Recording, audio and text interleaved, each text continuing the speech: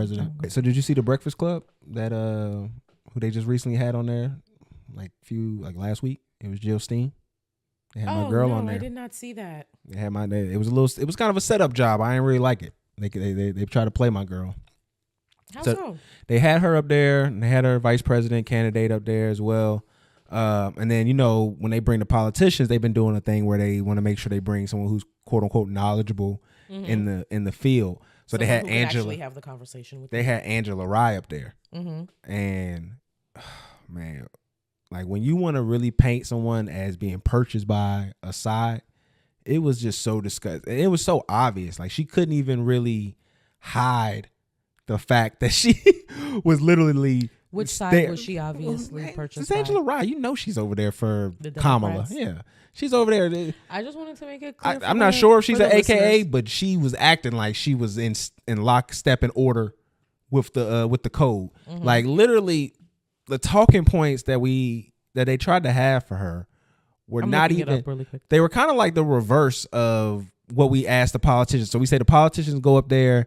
They don't say what their policies are. They're super vague about everything. And they want to talk about everything except what needs to get done. Jill goes up there, wants to talk about everything that she needs to get done and how she sees it being able to get done. And instead, Angela's asking her, so your record is that you haven't been able to win and all this other stuff, trying to focus on the fact that, you've been unsuccessful in your races when you already know the battlefield that she's in. The fact that she's going against all of the military contracts, all of the corporations that are donating. The Green Party. She's in a Hispanic sorority. Oh, she is? Oh, well. I said she was acting like she was. Yeah, AKA. It's, apparently Omega Phi Beta. Okay. Well, I mean. So it's a Hispanic sorority. I'm pretty sure she got ties to whatever Divine Nine. That's how she was acting. She looked like she was an AKA up there. I'm just saying, like the fact that she was pouting, she was acting all this. It was supposed to be an interview. She was pouting? Yeah. You had a face where she was pouting. She accused the brother of defending his candidate that he's running with because she said that Angela was using white supremacist talking points. And she said, she called me a white supremacist. And literally, she said you were using white supremacist talking points. And again, it was disgusting seeing both of them use. It was another woman up there too who, oh my God, she shouldn't have been up there. I guess she's the person who's filling in for Jess Hilarious. Jess, the smartest thing you did was get pregnant during election year. You got your job and you got knocked up. Smart girl. Don't put yourself in a position where you're gonna be up here saying stupid shit. You did a good. She did good. Smartest thing probably Jess ever did. She definitely would have been saying stupid shit. I appreciate politically. I appreciate when women maximize their feminine abilities, and this was a smart way of doing it.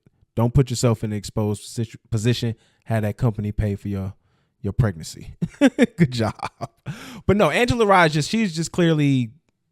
She's stuck with the Democratic Party. Like it was just disgusting, just the kind of conversation she was trying to have. She kept cutting her off. She tried to call her a Russian plant, and she kind of flipped that on her. She tried to call Jill Stein a Russian plant because she had some conversations with Putin and things of that nature. And Charlamagne read some points from an article that said that she had promoted Kremlin, I think that's how you say it, talking points. Basically Russian, like people who work for Russia and things like that, talking points. Yeah, Kremlin talking points. And she was like, well, reparations is a Kremlin talking point.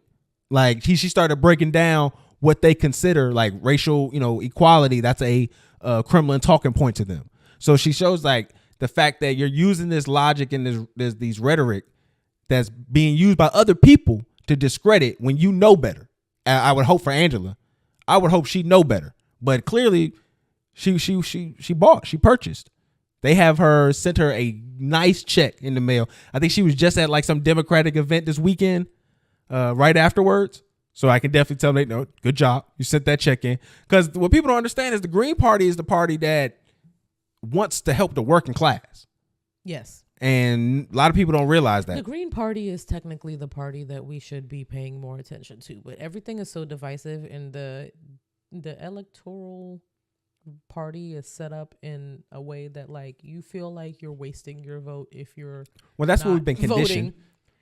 That's what people have been conditioned to think. It's been, yeah. And that was another thing she had to fight like against. You're wasting your vote if you're not voting for a Democrat or a Republican. And like I said, the important thing is to go who is earning your vote and who are saying the things that you want to hear. One of the things that stuck out to me is the fact that they said they want to make a concerted effort to take money out of the defense budget and put those trillions of dollars into our community. That makes sense. She also wants to tax the rich more. Mm-hmm. I mean, Jill, all of her talking points, like, more people should be behind her. It's just like when politicians come out and they say stuff like that, it just seems so far-fetched. I feel like all of the American people are so like, we were saying that, oh, hope is back with Kamala, but it's not actual hope. It's just like we're back to the regular status quo of like, we have a figurehead that's helping rich people stay rich. And the thing about Kamala that you kind of got to be worried about is being a black person and then being a black woman in that position. You're going to be more inclined, just like Obama was, to appease the people around you and maybe even go to the extra mile to make sure that they know you're not compromised in a way. Like Obama said, oh, I can't do nothing for black people because it's going to look like I'm just the black guy trying to help other, abusing the position. So in a way, you are kind of actually more dangerous to people in that position because now you have a face that looks like their mama, but you stab it in their back just like the white man was. Yeah. So, I mean, because there's a lot to be said about the Obamas and, well, Barack Obama and what he did for black people, which is nothing during his presidency. I mean, and kind of to just bring it around to, I don't want to make it seem like they didn't want to. There's also very limited things that you can do because the fact that if anything happens, a Republican Party will go in and sue and say you're discriminating. Yeah, so there's checks and balances and stuff for a reason. So the president can't just do what he wants to do. But that's not even a checks and balance. That's an abuse of. Yeah, I'm just on a completely different side. There's also checks and balances. So the president can't just do what the fuck he wants to do. Well, there are some things of how much he wants to. There's executive orders and things of that nature, but like.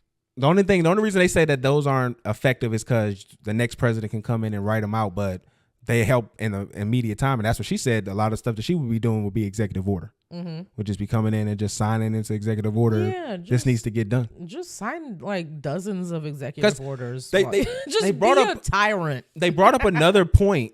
I mean, that's what they say Trump is going to do. They brought up another point with the police and the fact that most of these Democratic elected people are promoting the police, cop cities and stuff around the country.